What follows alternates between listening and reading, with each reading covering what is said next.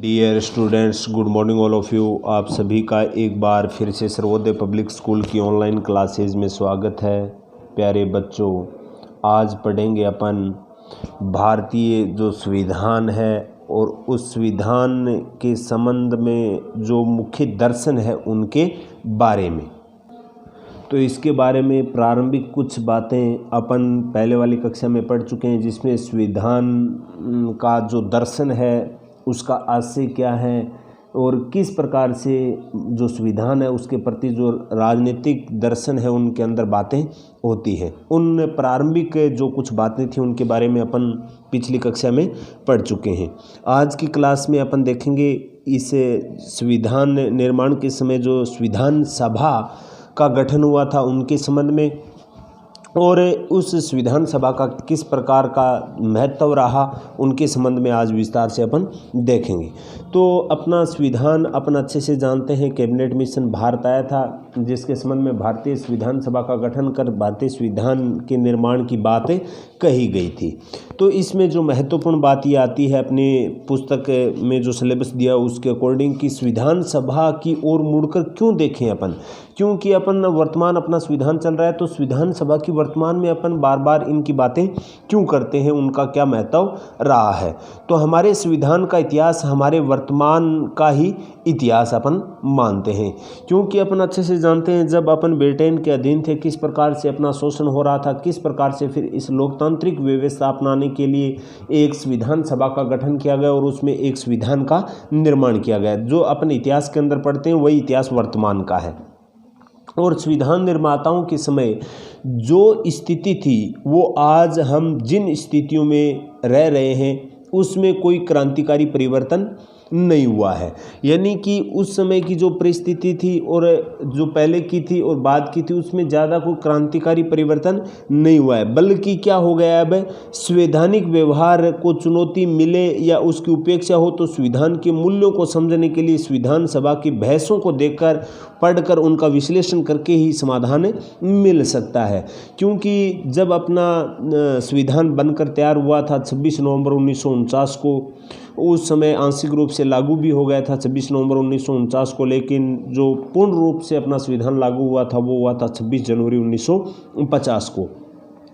तो उस समय की स्थिति और आज की समय की स्थिति उनमें अंतर है। तो उस समय भी संविधान निर्माताओं ने एक निश्चित प्रक्रिया के तहत संविधान के आर्टिकल 368 के तहत संविधान संशोधन की प्रक्रिया को अपनाया था, संविधान के अंदर जोड़ा था स्पेशली कि आने वाले समय में स्थिति में जो बदलाव आते हैं, जिस प्रकार की परिस्थिति होगी उन परिस्थितियों के अकॉर्डिंग अपने संविधान में बदलाव किया जा सकता है। और उनमें उस समय भी जब अपना संविधान बनकर तैयार हो रहा था उस समय संविधान सभा के जो सदस्य थे प्रारंभ में 389 थे, बाद में पाकिस्तान अलग हो गया था तो उसमें सदस्य कुछ कम हो गए थे। तो यह संविधान सभा के समस्त सदस्य आपस में बहस करते हुए एक निश्चित प्रारूप की ओर बढ़ रहे थे। उन बहसों को देखकर, उनको पढ़कर, उनको समझकर, उनका विश्लेषण कर आज भी हम शांतिपूर्ण तरीके से इसका समाधान या सॉल्यूशन अपन कर सकते हैं, जिसमें किसी भी प्रकार की एक प्रकार से क्रांतिकारी स्वरूप की अपने को आवश्यकता नहीं होगी। और इसी कारण अपने को आज भी संविधान सभा की जो बहस हुई थी उन बहसों को, उनके संविधान के जो मूल्य उन्होंने समझाए थे अपने को, उनको सबको देखकर पढ़कर ही अपन अपने संविधान का विश्लेषण कर जो विभिन्न समस्याएं आ रही हैं उनका क्या कर सकते हैं, समाधान कर सकते हैं। तो ये इसकी कुछ बातें थी संविधान सभा के महत्व के संबंध में। अब आगे देखेंगे अपन हमारे संविधान का जो राजनीतिक दर्शन है वो कैसा है। तो हमारे संविधान का जो राजनीतिक दर्शन है वो स्वतंत्रता का पक्षधर है। स्वतंत्रता अर्थात लिबर्टी यानी आज़ादी देता है, समानता इक्वलिटी प्रदान करता है अपने को, न्याय जस्टिस यानी किसी के साथ अन्याय नहीं होना चाहिए, तथा राष्ट्रीय एकता के लिए क्या है, प्रतिबद्ध है। ये अपने संविधान का एक राजनीतिक दृष्टिकोण है। राजनीतिक दर्शन के अंतर्गत ये स्वतंत्रता की बात आती है, समानता की बात आती है, राष्ट्रीय एकता व न्याय की बात आती है और उसके प्रति प्रतिबद्ध भी है। और संविधान इस बात पर भी बल देता है कि संविधान के दर्शन को शांतिपूर्ण और लोकतांत्रिक ढंग से व्यवहार में लाया जाए। यानी कि ये नहीं कि इसको बल पूर्वक थोपा जाए, एक प्रकार से लोगों का एक प्रकार से विश्वास जीतकर उनको अधिकार देकर वो एक लोकतांत्रिक व्यवस्था को सुदृढ़ कर लोगों को एक प्रकार से आत्मिक रूप से इनको जोड़ना चाहिए। ये सब की सब बात इनके अंतर्गत आती है। इसी के साथ अगर अपन बात करते हैं जो ये स्वतंत्रता की बात होती है, समानता की होती है, तो स्वतंत्रता कैसी होती है? तो व्यक्तिगत स्वतंत्रता, हमारा संविधान व्यक्ति की स्वतंत्रता का पक्षधर है कि व्यक्ति को स्वतंत्र छोड़ना चाहिए उनके विकास के लिए, लेकिन उतना भी स्वतंत्र नहीं जिससे वो किसी दूसरे व्यक्तियों के हक और अधिकार का क्या करे, हनन करे। उस पर कुछ युक्त क्या होने चाहिए, बंधन भी होने चाहिए। और इस संबंध में राजा राम मोहन राय ने व्यक्ति के विचारों, यानी ये राजा राम मोहन राय है, उन्होंने व्यक्ति के विचारों की अभिव्यक्ति व प्रेस की आज़ादी की जोरदार वकालत की, यानी विचार अभिव्यक्ति की स्वतंत्रता, जो अपने संविधान के आर्टिकल 19 क में स्पष्ट तौर पे लिखी हुई है। स्वतंत्रता का अधिकार है, उसमें 19 क के अंतर्गत स्पष्ट लिखा गया है कि भारतीय नागरिक को अपने विचार व्यक्त करने की क्या है, स्वतंत्रता है। तो ये सब की सब बातें राजा राम मोहन राय ने भी उस समय की थी, तभी तो ये अपने संविधान में ये पूरा का पूरा इस प्रकार का प्रावधान किया गया। और संविधान के ग्रहण करने के 40 वर्ष पूर्व ही भारतीय राष्ट्रीय कांग्रेस ने व्यक्तिगत स्वतंत्रता पर बल दिया था। भारतीय राष्ट्रीय कांग्रेस के बारे में आप अच्छे से जानते हैं। भारतीय राष्ट्रीय जो कांग्रेस है उसकी स्थापना 28 दिसंबर 1885 में गोकुलदास संस्कृत कॉलेज मुंबई के अंदर हुई थी। और उस कांग्रेस जो राष्ट्रीय कांग्रेस पार्टी थी, जिन्होंने स्वतंत्रता में अपनी अहम भूमिका निभाई थी, उन्होंने भी एक राष्ट्रीय स्तर पर एक प्रकार से व्यक्तिगत स्वतंत्रता पर बल दिया था। इसी के साथ अगर अपन बात करते हैं न्याय की, तो सामाजिक न्याय की बात आए तो शास्त्रीय उदारवाद के अंतर्गत न्याय और सामुदायिक जीवन मूल्यों के ऊपर सदैव व्यक्ति को क्या देता है, महत्व देता है।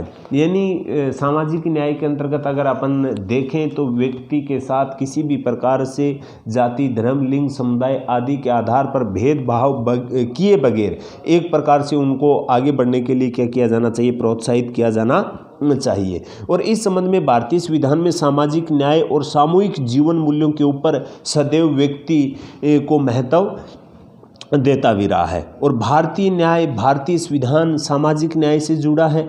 अनुसूचित जाति और जनजाति के लिए आरक्षण का भी प्रावधान किया गया है, ताकि जो आर्थिक दृष्टि से, सामाजिक दृष्टि से जो पिछड़ी हुई जातियां हैं उनको एक प्रकार से सामान्य धारा में जोड़ा जा सके। उसके लिए संविधान के अंदर बिल्कुल स्पष्ट तौर पे जो SC है, ST वर्ग है, OBC अन्य, जिसको अन्य पिछड़ा वर्ग अपन बोलते हैं, उनके उत्थान के लिए उनको किस प्रकार से विकास के पथ पर आगे बढ़ाया जाए, उनके संबंध में काफ़ी उपबंध किया गया है अपने संविधान के अंदर। तो ये अपने व्यक्तिगत स्वतंत्रता की बात हो गई, सामाजिक न्याय की बात हो गई। और इसी के साथ अगर अपन बात करते हैं अल्पसंख्यकों के लिए भी प्रावधान किया गया है, क्योंकि अपन अच्छे से जानते हैं, आपने पढ़ा भी है प्रारंभ में कुछ बातें कि विविधता में एकता। तो जो ये विविधता में एकता है, इसको बनाए रखने के लिए, क्योंकि अब यहाँ पर सभी धर्मों को मानने वाले लोग, जिसमें बहुसंख्यक और अल्पसंख्यक हर प्रकार के लोग रहते हैं, बहुसंख्यक जिनकी संख्या ज़्यादा और अल्पसंख्यक जिनकी संख्या क्या हो, कम हो। तो विविधता और अल्पसंख्यकों के अधिकारों का भी अपने संविधान के अंदर क्या किया गया है, सम्मान किया गया है। तो इस बात के प्रति प्रतिबद्ध भी अपना संविधान निर्माताओं के समक्ष इस बात की उस समय जब बना रहे थे अपना संविधान, उस समय यह सबसे बड़ी चुनौती थी कि विविधता से पूर्ण भारतीय समाज में बराबरी का संबंध कैसे स्थापित किया जाए, क्योंकि काफ़ी विविधता है, अनेक धर्मों को मानने वाले, अनेक पंथों के अनुयायी यहाँ निवास करते हैं, अनेक रंग रूप भाषा, अनेक प्रकार की विविधता हिंदुस्तान में उपलब्ध थी। तो इस प्रकार की विविधता के अंतर्गत एक प्रकार से इक्वलिटी किस प्रकार से सम्मान स्थापित की जाए, ये संविधान का जो निर्माण कर रहे थे उन लोगों के सामने यह सबसे बड़ी चुनौती थी। और ताकि कोई भी समुदाय दूसरे समुदाय पर यह प्रभुत्व स्थापित न कर पाए, अर्थात अपन कह सकते हैं कि कोई भी समुदाय है वो एक प्रकार से दूसरे समुदाय पर अपना हक और अधिकार ना समझे, सबको क्या समझे, बराबर समझे। इस प्रकार का उपबंध अपने संविधान के अंदर स्थापित करना संविधान निर्माताओं के लिए एक बड़ी चुनौती रही थी। और हमारे संविधान के अंतर्गत अल्पसंख्यकों के अधिकारों को किस प्रकार से सुरक्षित रखा जाए, और उसके लिए हमारे संविधान में जो समुदाय आधारित अधिकार हैं उनको भी मान्यता प्रदान की गई थी। यानी कि उनको अल्पसंख्यकों को कुछ विशेष प्रावधान किए गए थे संविधान के अंदर, ताकि उनको मुख्य धारा में जोड़ा जाए, और जो ये एक वित्त है उनके अंदर एक एकता या अपन कह सकते हैं समानता स्थापित की जाए। तो इस प्रकार के उपबंध हैं वो अपने संविधान के अंदर किए गए थे।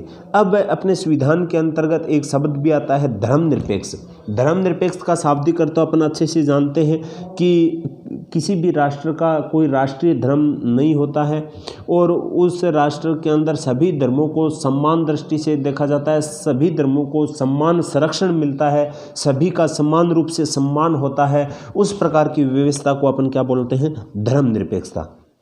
तो धर्मनिरपेक्षता के संबंध में अपने संविधान के अंदर अर्थात भारतीय संविधान एक धर्मनिरपेक्ष है, और संविधान के अनुसार धर्म और राज्य के कार्य क्षेत्र बिल्कुल अलग होने चाहिए। इसका उद्देश्य है व्यक्ति की धार्मिक स्वतंत्रता की सुरक्षा। और इसके संबंध में जो अपन मूल अधिकार फंडामेंटल जो राइट्स पढ़े थे उसके अंतर्गत बिल्कुल स्पष्ट रूप से पढ़ा था संविधान के आर्टिकल 25 से 28 के बीच में। और संविधान के आर्टिकल 25 के अंदर बिल्कुल स्पष्ट लिखा हुआ है कि धर्म है वो व्यक्ति का क्या है, निजी मामला है। व्यक्ति कौन से भी धर्म का अनुयायी बन सकता है, कौन से की अनुपालना कर सकता है, उनकी जो धर्म की अनुपालना है वो क्या है, एक प्रकार से व्यक्तिगत स्वतंत्रता है। तो व्यक्ति की जो धार्मिक स्वतंत्रता की रक्षा के लिए यह आवश्यक है कि राज्य धार्मिक संगठनों की सहायता न करे और न ही उनके कार्यों में किसी भी प्रकार की कोई बाधा डाले। यानी कि धर्म के मामले में राज्य को किसी भी प्रकार का कोई हस्तक्षेप नहीं करना है, और ना ही किसी भी धार्मिक संगठन को कोई आर्थिक या किसी भी प्रकार की कोई सहायता उपलब्ध करवानी है, क्योंकि भारत एक क्या है, धर्मनिरपेक्ष राष्ट्र है। और भारत के संबंध में अगर अपन बात करते हैं तो भारत का कोई राष्ट्रीय धर्म नहीं है, सभी धर्मों को समान दृष्टि से देखा जाता है। तो इस प्रकार का उपबंध है वो अपने संविधान के अंदर किया गया है बिल्कुल स्पष्ट तौर पे, और ये फंडामेंटल राइट्स के अंदर भी है आर्टिकल 25 से 28, जिसके बारे में विस्तार से अपन पहले भी पढ़ चुके हैं।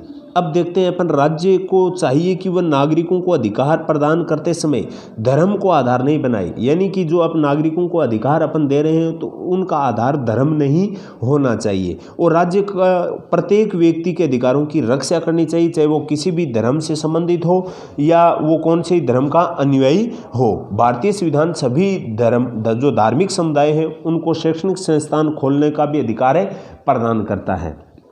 यानी कि आर्टिकल 25, 26, 27 और 28, यानी जो 27 है उसके अंतर्गत कर की बात कही गई है, और जो 26 है उसके अंतर्गत धार्मिक संस्थानों को खोल सकता है, और 28 के अंतर्गत किसी भी धार्मिक संस्थान को राज्य किसी भी प्रकार की कोई सहायता नहीं करेगा, और ना ही उनके कार्यों में किसी भी प्रकार का कोई हस्तक्षेप नहीं करेगा। यानी कि सभी धर्मों को समान दृष्टि से देखेगा। इस प्रकार के उपबंधों का उल्लेख है वो भारतीय संविधान के अंतर्गत किया गया है। और भारत में धर्म और राज्य के अलगाव का अर्थ हो गया पारस्परिक निषेध नहीं, यानी कि एक राज्य और धर्म को अलग करने की कोशिश की गई है, इसमें कहीं अलगाव की स्थिति नहीं होती है, अपितु राज्य धर्म से सिद्धांतगत दूरी रखता है कि किसी के ये नहीं लगे कि ये किसी भी धर्म राज्य है वो किसी धर्म विशेष का क्या दे रहा है, साथ दे रहा है। परिस्थितिवश राज्य धर्म के मामलों में हस्तक्षेप भी कर सकता है, यानी कि मामला कोई उग्र हो जाता है और हो जाता है तो राज्य उसके समाधान के लिए हस्तक्षेप भी कर सकता है। यानी बिल्कुल अलग नहीं रखा गया है राज्य को धर्म से, उनको उतना ही रखा गया है कि किसी के कार्य में ना तो बाधा डाले और ना ही किसी की सहायता करे। अगर किसी भी प्रकार का विवादास्पद स्थिति उत्पन्न होती है तो उसको समाधान करने के लिए राज्य क्या कर सकता है, उसके अंदर हस्तक्षेप कर सकता है। और हमारे संविधान के अंतर्गत जो इसके संबंध में जो महत्वपूर्ण उपलब्धियां रही हैं वो रही है कि संविधान ने उदारवादी व्यक्तिवाद को एक प्रकार से सुदृढ़ता प्रदान की है। और संविधान ने व्यक्तिगत स्वतंत्रता की रक्षा करते हुए सामाजिक न्याय के सिद्धांत को भी अपनाया कि व्यक्ति को स्वतंत्रता भी मिलनी चाहिए और एक दूसरे के अधिकारों का हनन भी नहीं होना चाहिए। इस प्रकार की व्यवस्था है वो अपने संविधान के अंतर्गत की गई है, ताकि स्वतंत्रता की रक्षा करते हुए सामाजिक न्याय की जो सिद्धांत है उसको भी अपनाया जा सके, ताकि अपने समाज को इक्वल बनाया जा सके।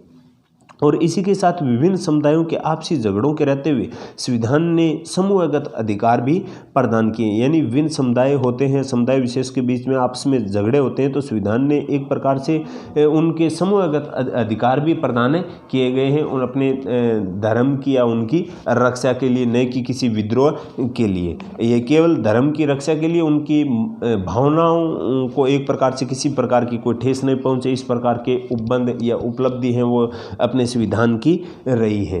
तो ये संविधान की अपनी जो संविधान का जो राजनीतिक दर्शन है उसकी जो सेकंड क्लास है उसके अंतर्गत अपने संविधान में जो एक प्रकार से जो संविधान सभा का महत्व किस प्रकार से रहा है, व्यक्तिगत स्वतंत्रता क्या है, संविधान का जो राजनीतिक दृष्टिकोण है वो कैसा है, सामाजिक न्याय किस प्रकार से स्थापित की गई है, और अपने संविधान के अंदर जो एक प्रकार से अल्पसंख्यक हैं उनके अधिकारों व सम्मान की रक्षा किस प्रकार से की गई है और धर्मनिरपेक्षता किस प्रकार से है, इन सब के बारे में आज अपन ने अच्छे से देखा है। बाकी का अपन आगे जो बचा हुआ पार्ट है वो देखेंगे आगे की नेक्स्ट कक्षा में। आज के लिए इतना ही, धन्यवाद।